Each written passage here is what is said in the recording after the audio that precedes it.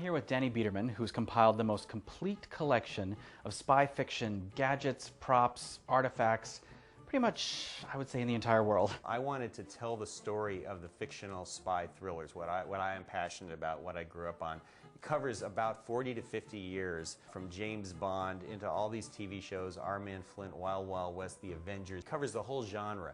But I thought it would be really a unique thing to do, to tell the story of this genre through the artifacts, through the props in my collection. I think if you're interested in props, in movie memorabilia, it's a really fun book to have. I'm a fan of the genre, and I'd love to know where your fandom started out. My fandom of the spy genre began in the 1960s when I was a kid. I discovered a show called The Man from U.N.C.L.E. I had never seen a spy show or a spy movie before, and it completely captured my imagination. I was just blown away by it, and shortly thereafter I discovered James Bond. And this just blew me away. It was unbelievable because of the suave hero, the cool gadgets, these beautiful women. It just swept me away. How did the collection start?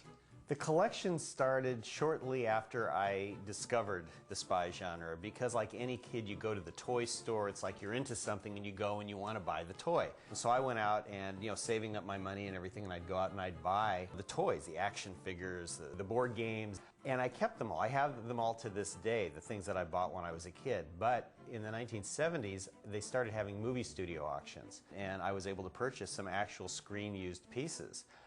That kicked it off. Ever since then, I have been collecting the actual props, wardrobe, set pieces that were used by the performers that you see on the screen in spy movies and spy TV series. What do you think is the most pop culture relevant item that you own? The shoe phone, used by Don Adams as Maxwell Smart in the Get Smart series. And everybody seems to know the shoe phone. I've had a traveling exhibit going on for several years now, and that is always the major piece in my exhibit. Compare and contrast something from your book with actual CIA technology that you've learned about. My exhibit was a big hit at the CIA. When I brought my pieces in, literally I had tech people looking at it, and they'd examine it. Even though this prop would be made of wood, a block of wood, some dials glued on or whatever, they'd look at it and they go, okay, how can we do this? Where would the power source go? And this was something that was dreamed up by a prop guy or a writer on the show.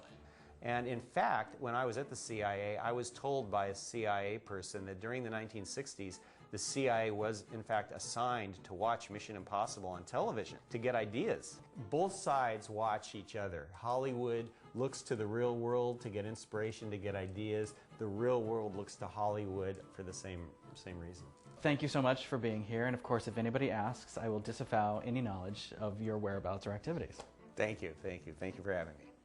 Danny Biederman's book, The Incredible World of Spy-Fi, presents an amazing array of colorful pictures spanning over 40 years of espionage paraphernalia from some of our favorite fictional spies. It's also got a ton of spy-fi trivia, historical anecdotes. It's really a great book, so you should go out and pick up a copy before it falls into the wrong hands.